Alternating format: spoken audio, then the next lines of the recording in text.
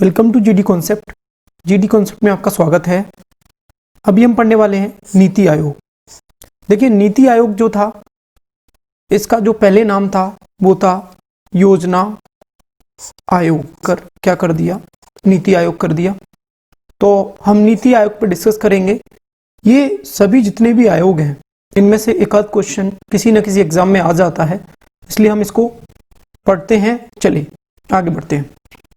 सबसे पहले हम बात करेंगे कि नीति आयोग के जो अध्यक्ष हैं वो कौन है। वो माननीय प्रधानमंत्री नरेंद्र मोदी जी हमारे नीति आयोग के अध्यक्ष हैं। उपाध्यक्ष हैं अरविंद पनगड़िया जी। योजना राज्य मंत्री हैं राव इंद्रजीत सिंह, और डॉक्टर वी.के. सारस्वत वो सदस्य हैं। डॉक्टर विवेक देबरॉय जो हैं वो सदस्य हैं। प्रोफेसर रमेश चंद्र सदस्य हैं। अमिताभ कांत जो है मुख्य कार्यकारी अधिकारी, जिनको हम CEO के नाम से जानते हैं, ये योजना आयोग में आते हैं। क्वेश्चन पूछ लिया जाता है कि योजना आयोग जो है, जिसका नाम बदलकर नीति आयोग कर दिया, उनके अध्यक्ष कौन होते हैं? तो उनके अध्यक्ष जो होते हैं वो याद रखिए, भारत के जो प्रधानमंत्री होते हैं वो नीति आयोग के अध्यक्ष माने जाएंगे। चलिए, अब हमें यह समझना है कि नीति आयोग का काम क्या होता है। देखिए, नीति आयोग का काम होता है देश को डेवलप करना, देश में नई नई, मतलब एक थिंक टैंक का काम करता है। नीति आयोग जो काम करता है, किसका करता है? थिंक टैंक का काम करता है। मतलब ये सोचता है किस तरीके से देश में डेवलपमेंट किया जाए, सहयोगपूर्ण संघवाद को बढ़ावा देना, अनुवीक्षण और मूल्यांकन करना, नीतियों और कार्यक्रमों की रूपरेखा तैयार करना, संसाधन केंद्र और ज्ञान केंद्र के रूप में कार्य करना।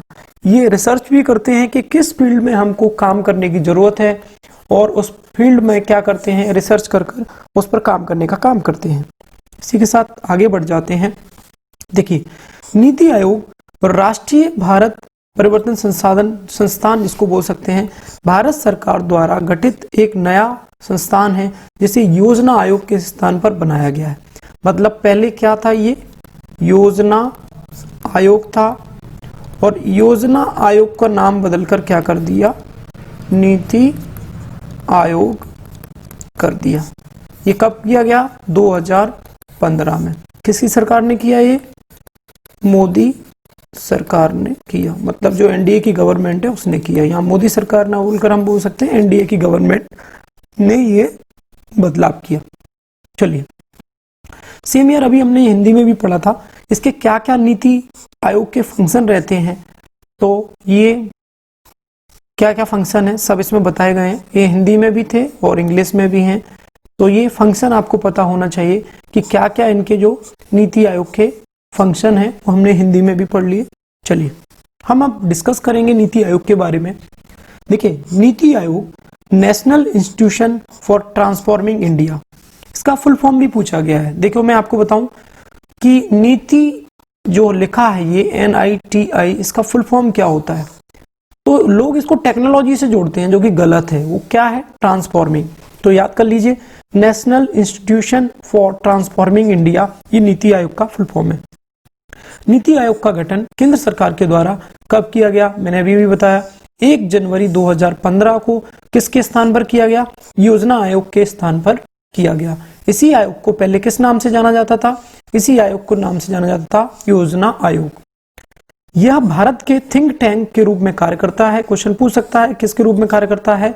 तो ये थिंक टैंक के रूप में कार्य करता है, सेवाएं देगा, और केंद्र और राज्य सरकारों को नीति निर्माण के संबंध में प्रासंगिक, महत्वपूर्ण एवं तकनीकी परामर्श उपलब्ध कराएगा। कौन कराएगा?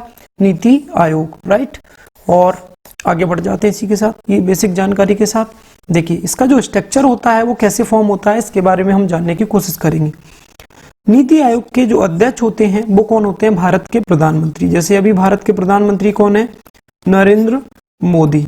तो नरेंद्र मोदी जी क्या कहलाएंगे? नीति आयोग के अध्यक्ष कहलाएंगे। गवर्निंग काउंसिल में सभी राज्यों के मुख्यमंत्री, इसमें क्या होते हैं? गवर्निंग काउंसिल में मुख्यमंत्री और संघ राज्य क्षेत्रों के उपराज्यपाल। देखिए, जो संघ राज्य क्षेत्र होते हैं, संघ राज्य क्षेत्र, वहां पर क्या होता है? राज्यपाल नहीं होता है, ठीक है। राज्यपाल नहीं होता है, वहां पर क्या होता है, उपराज्यपाल। तो उपराज्यपाल, वहां के जो उपराज्यपाल हैं वो भाग लेते हैं। जिन केंद्र शासित प्रदेशों में विधानसभा है वहां के मुख्यमंत्री। अब जिस केंद्र शासित प्रदेश की बात करें, जैसे हम दिल्ली की, तो देखो दिल्ली में विधानसभा है और दिल्ली के मुख्यमंत्री कौन है, दिल्ली के मुख्यमंत्री है केजरीवाल, तो वो इसमें भाग लेंगे। कौन लेगा, केजरीवाल। अगर ये यहाँ मुख्यमंत्री नहीं होता, विधानसभा नहीं होती, तो यहाँ के जो लेफ्टिनेंट गवर्नर हैं, जिनको हम बोलते हैं उपराज्यपाल, वो इसमें शामिल होते। विशेष आमंत्रित सदस्य, देखिए विशेष आमंत्रित सदस्य क्या होते हैं, विभिन्न क्षेत्रों के ये विशेषज्ञ होते हैं। अब किसके द्वारा इनको नॉमिनेट किया जाता है, तो हमको पता होना चाहिए, प्रधानमंत्री द्वारा इनको नामित किया जाता है, मतलब नॉमिनेट किया जाता है। जो जिस फील्ड में जिसको बोल सकते हैं कि बहुत ज्यादा उसको ज्ञान होता है, विशेषज्ञ होता है उस फील्ड का, उसको विशेष आमंत्रित सदस्य के नाम से जाना जाता है। उपाध्यक्ष, प्रधानमंत्री द्वारा नियुक्त। उपाध्यक्ष जो होता है वो किसके द्वारा नियुक्त किया जाता है, प्रधानमंत्री के द्वारा। देखिए मैं आपको बताऊं, एक तरह से इस आयोग को देखने का जो काम करते हैं वो यही करते हैं, क्योंकि प्रधानमंत्री जी के पास तो काम बहुत रहते हैं, लेकिन जो उपाध्यक्ष होता है वो इस आयोग को देखने का काम करते हैं। सदस्य पूर्णकालिक, इनके बारे में हम जान लेते हैं। देखिए अंशकालिक सदस्य, अग्रणी विश्वविद्यालय, शोध संस्थानों और अन्य सुसंगत संस्थाओं से अधिकतम 2 पदन सदस्य अंशकालिक सदस्य श्रेणी के आधार पर होंगे। ठीक है, तो ये समझना होगा, जो अग्रणी विश्वविद्यालय हैं या जो रिसर्च सेंटर होते हैं या अन्य सुसंगत संस्थाओं से अधिकतम 2 पदेन सदस्य अंशकालिक सदस्य श्रेणी के में आधार पर होंगे। राइट, पदेन सदस्य। केंद्रीय मंत्रिपरिषद से अधिकतम 4 सदस्य प्रधानमंत्री द्वारा नामित किए जाते हैं। जो कैबिनेट मिनिस्टर बनाए जाते हैं, उन कैबिनेट में से अधिकतम कितने मंत्री लिए जाते हैं, 4 जो हैं सदस्य। यहाँ किसके द्वारा नॉमिनेट किए जाते हैं, भारत के प्रधानमंत्री द्वारा नॉमिनेट किए जाते हैं। ये बात आपको पता होना चाहिए। मुख्य कार्यकारी अधिकारी, अभी मैंने शुरू में बताया, मुख्य कार्यकारी अधिकारी, इनको क्या नाम जाना जाता है, सीईओ। भारत सरकार के सचिव स्तर का अधिकारी निश्चित कार्यकाल हेतु प्रधानमंत्री द्वारा नियुक्त किए जाते हैं। ये भी प्रधानमंत्री द्वारा नियुक्त किए जाते हैं, लेकिन अधिकारी किस स्तर का होना चाहिए, सेक्रेटरीट होना चाहिए, मतलब सचिव होना चाहिए। तो एक तरह से देखा जाए तो इसमें जो पूरा रोल है बच्चों, अगर बोल सकते हैं प्रधानमंत्री का रोल होता है इसमें। प्रधानमंत्री इसके अध्यक्ष होते हैं, प्रधानमंत्री ही सबको नॉमिनेट करने का काम करते हैं। सचिवालय आवश्यकता के अनुसार स्थापना होगी, अगर जैसी आवश्यकता होगी वैसा सचिवालय बनाया जाएगा। ये किस पर डिपेंड करेगा, हमारे प्रधानमंत्री पर डिपेंड करेगा कि वो कैसा सचिवालय बनाना चाहते हैं। विशिष्ट मुद्दों और ऐसे आकस्मिक मामले जिनका संबंध एक से अधिक राज्य या क्षेत्र से हो को देखने के लिए क्षेत्रीय परिषदें, ये परिषदें विशिष्ट कार्यकाल के लिए बनाई जाएंगी। राइट, तो ये क्षेत्रीय परिषदों भी डिफेंड करती हैं, जो जिसको जैसे मान के चलो मध्य प्रदेश में किसी को बनाना है तो इस तरीके से वो बना सकते हैं। राइट, क्षेत्रीय परिषदें बोल सकते हैं। इनको हम आगे लेके चलते हैं। राष्ट्रीय भारत परिवर्तन संस्था, जिसको आप national institution for transforming India के नाम से जानते हैं, इसका जो निर्माण यानी बनाया गया वो 1 जनवरी 2015 का, हमने पढ़ लिया अभी 1 जनवरी 2015 में योजना आयोग का नाम बदल के नीति आयोग कर दिया। पूर्ववर्ती नाम इसका क्या था, ये लिखा है पूर्ववर्ती, इसको योजना आयोग के नाम से जाना जाता था। अधिकार क्षेत्र जो होते हैं वो भारत सरकार। मुख्यालय कहाँ पर है, दिल्ली में। अध्यक्ष कौन होता है, प्रधानमंत्री। उपाध्यक्ष डॉक्टर राजीव कुमार।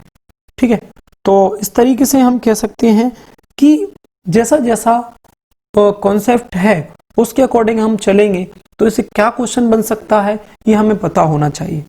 चलिए, भारत के प्रधानमंत्री के निर्देश पर क्षेत्रीय परिषदों की बैठक होगी। मतलब देखा जाए तो इसमें जो अहम भूमिका है वो किसकी है, भारत के प्रधानमंत्री। निर्देश पर क्षेत्रीय परिषदों की बैठक होगी और इनमें संबंधित क्षेत्र के राज्यों के मुख्यमंत्री और केंद्र शासित प्रदेशों के उपराज्यपाल शामिल होंगे। इनकी अध्यक्षता नीति आयोग के उपाध्यक्ष करेंगे। मैंने क्या बोला, देखो यहाँ पर प्रधानमंत्री जी तो बिजी रहते हैं क्योंकि प्रधानमंत्री जी के पास बहुत काम रहता है, तो इसमें जो मेन भूमिका होती है वो किसकी रहती है, उपाध्यक्ष की रहती है। उपाध्यक्ष क्या करेंगे, इसमें अध्यक्षता करने का काम करेंगे। राइट, ये आपको पता होना चाहिए। देखिए इसके उद्देश्य और कार्य क्या रहते हैं उन पर एक हम नजर डालते हैं। विकास प्रक्रिया में निर्देश और रणनीतिक परामर्श देना। विकास प्रक्रिया में निर्देश या रणनीतिक, मतलब कोई भी प्लानिंग करना जिसको हम बोल सकते हैं, कोई भी प्लानिंग करके परामर्श देना, किसी को सजेस्ट करना, राइट। और इस तरीके से यहाँ पर इनका वर्क रहता है। सहयोगात्मक संघवाद का विकास करना, सभी का इंटीग्रिटी बोल सकते हैं। इंटीग्रिटी मतलब होता है सबका एक साथ विकास। ऐसा नहीं है कि पर्टिकुलर रीजन के लिए कुछ और सोचा जाए, दूसरे रीजन के लिए कुछ और सोचा जाए। ऐसा बोल सकते हैं कि सभी का इंटीग्रेटेड मैनर में सभी का विकास हो, इसके बारे में बात करें। स्थानीय स्तर पर व्यावहारिक योजना बनाने में सहयोग एवं योजनाओं के उत्तरोत्तर विकास में मदद करना, मतलब ये कह सकते हैं कॉन्टिन्यूअस कोई प्रोसेस चल रहा है, उस कॉन्टिन्यूअस प्रोसेस में कुछ ऐसा इनोवेटिव देना, जैसे हम बोल सकते हैं कुछ भी इनोवेटिव आइडिया देना। अब इनोवेटिव आइडिया दे दिया मतलब मान के चलिए कि आप कुछ ऐसा डेवलपमेंट कर रहे हैं, उसमें नीति आयोग क्या करता है, कुछ ट्रांसफॉर्मिंग करने की काम करता है, कुछ और आपको उसमें मदद करता है।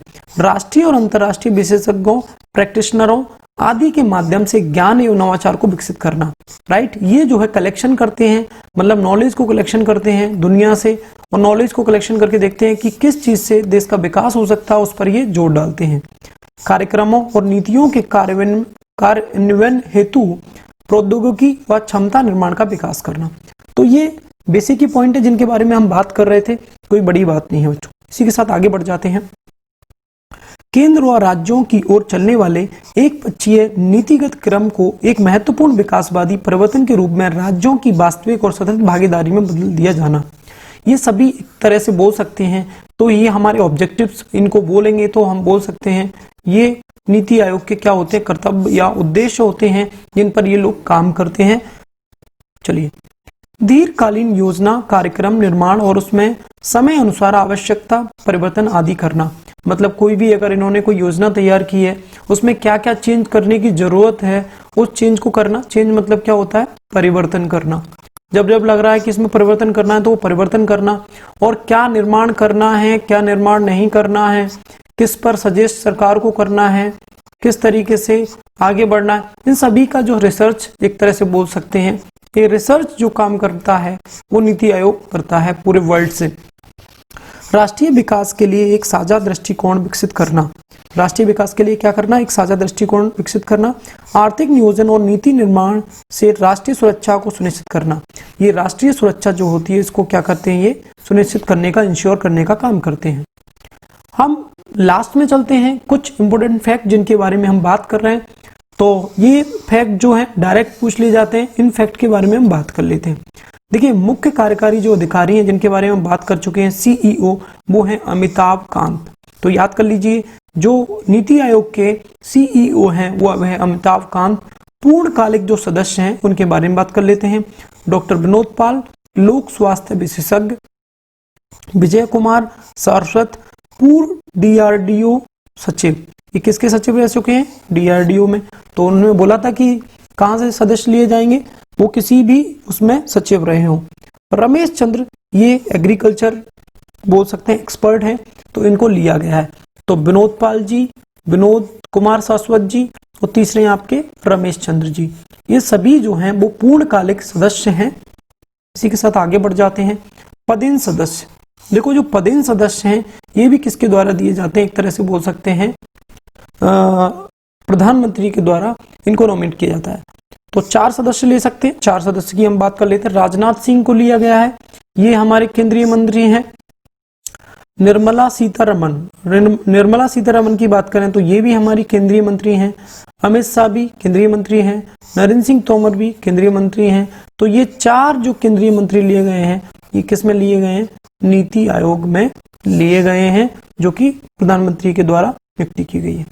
विशेष आमंत्रित सदस्य, देखिए विशेष आमंत्रित सदस्य के बारे में अगर हम बात करते हैं तो नितिन गडकरी जो हैं सड़क एवं परिवहन मंत्री हैं ये, और इनको विशेष आमंत्रित सदस्य में रखा गया है। क्वेश्चन पूछा जा सकता है कि नीति आयोग में विशेष आमंत्रित सदस्य इनमें से है, एक ऑप्शन दे देंगे नितिन गडकरी, वही आपका आंसर हो जाएगा, राइट। थावर चंद गहलोत, केंद्रीय सामाजिक न्याय एवं अधिकारिता मंत्री, ये भी विशेष आमंत्रित सदस्य हैं।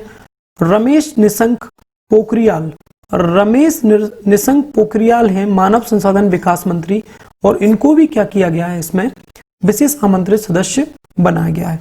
तो यहाँ पर हमने इस नीति आयोग को समझने की कोशिश की और किस तरीके से हम इस पैटर्न को और समझ सकते हैं। इसके लिए मैंने आपको थोड़ा सा समझाने की कोशिश की है कि आपको 2-3 पॉइंट इसमें याद रखना है जो आपके एग्जाम में पूछे जा सकते हैं। एक तो ये कि योजना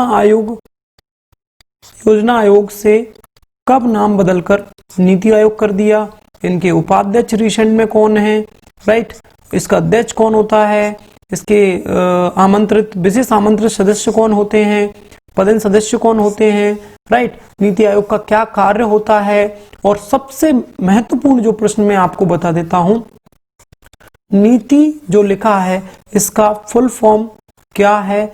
ये क्वेश्चन पूछा गया है 2 से 3 बार, मैक्सिमम स्टूडेंट इसको गलत कर देते हैं। Thanks for watching. आपने इस वीडियो को देखा, फिर से मैं आपके लिए इसी तरीके से नॉलेज के लिए अलग वीडियो लाता रहूंगा। आप पढ़ते रहिए। Thank you so much.